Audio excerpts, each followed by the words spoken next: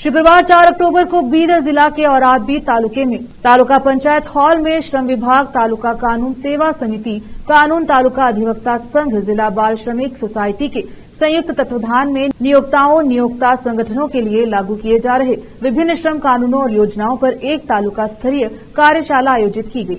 हाजी हुसैन साहब, वरिष्ठ सिविल न्यायाधीश एवं अध्यक्ष तालुका विधिक सेवा समिति औराद ने कार्यक्रम का उद्घाटन किया।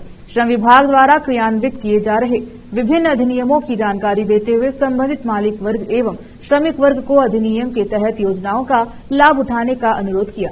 बाद में श्रम अधिकारी श्री महेश लक्ष्मण कुलली श्रम उपमंडल बीदर के श्रम विभाग में आने वाली सेवा सुविधाओं, विभाग की विभिन्न योजनाओं, अधिनियमों की जानकारी दी। इस अवसर पर असंगठित संगठित सेवा सुविधा के बारे में विस्तार से जानकारी दी गई।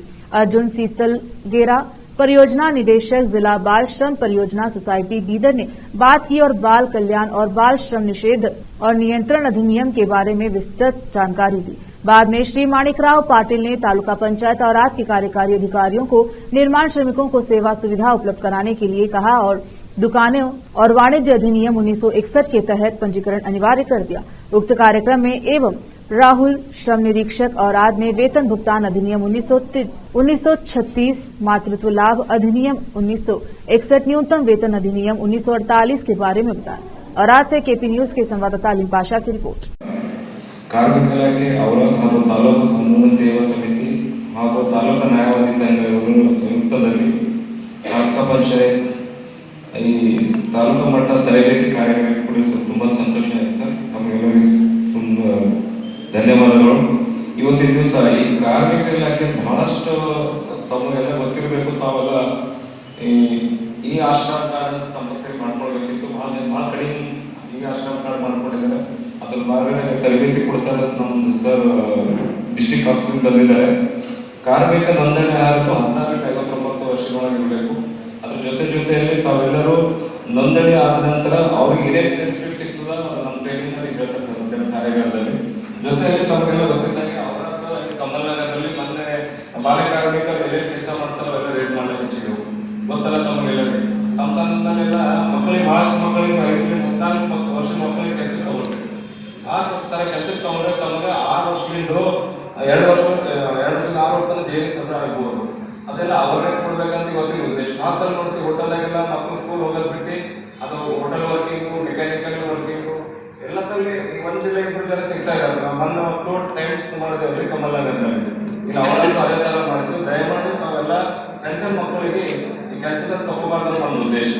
ಜೊತೆಯಲ್ಲಿ ಕಿಶೋರ್ ಕಾರ್ಮಿಕ 14-18 ಕಾರ್ಮಿಕರಿಗೆ ನಾವು ಕಟ್ಟಡ ಕಾರ್ಮಿಕರು ಇರ್ತೀವಿ. ಕಟ್ಟಡ ಕಾರ್ಮಿಕರು ಯಾರು ಅಂತ ಗೊತ್ತಾಯ್ತು. ಎಷ್ಟು ದಿನ ಕೆಲಸ ಮಾಡಿದ್ರೆ ಕಟ್ಟಡ ಕಾರ್ಮಿಕರಾಗ್ತಾರೆ. 1 ವರ್ಷದಲ್ಲಿ 365 ದಿವಸ ಇರ್ತದೆ.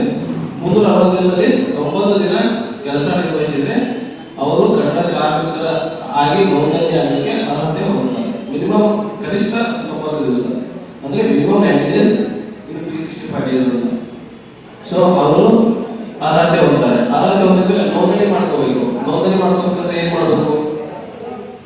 ನಮ್ಮಲ್ಲಿ ಬಹಳಷ್ಟು ದಾಖಲೆಗಳನ್ನು ನಾವು ಹೇಳೋದಿಲ್ಲ.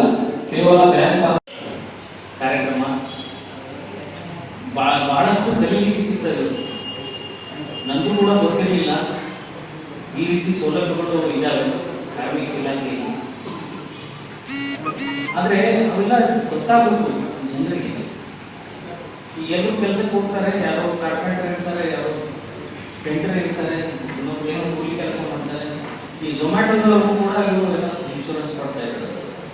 ಇದೆಲ್ಲ ನಮಗೆ ಗೊತ್ತಿರಲಿಲ್ಲ. ಯಾಕಂದ್ರೆ ಇದ್ರ ಬಗ್ಗೆ ಅಡ್ವರ್ಟೈಸ್ ಬರೋದಿಲ್ಲ. ಈ ಕಾರ್ಮಿಕ ಇಲಾಖೆಯಲ್ಲಿ ಎಷ್ಟೆಷ್ಟು ಸೌಲಭ್ಯಗಳಿದ್ದಾವೆ ಅದರ ಬಗ್ಗೆ ಇವತ್ತು ನೀವು ಚೆನ್ನಾಗಿ ಅರ್ಥಕೊಳ್ಬೇಕು. ನೀವು ತಿಳ್ಕೊಂಡು ಬೇರೆಯವರು ತಿಳಿಸಿದ್ರೆ ಈ ಒಂದು ಕಾರ್ಯಕ್ರಮ ಸಕ್ಸಸ್ ಆಗುತ್ತೆ ಅಂತ.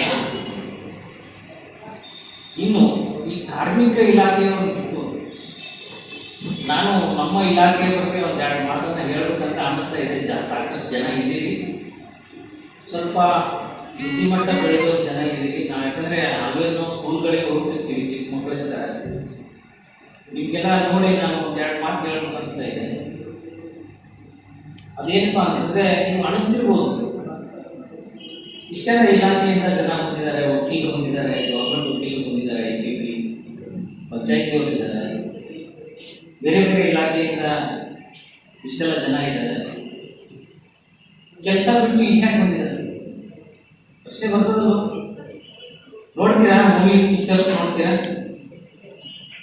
ಎಷ್ಟೋ ಕೋಟಿ ಕೇಸ್ಗಳು ಪೆಂಡಿಂಗ್ ಇದ್ದಾವೆ.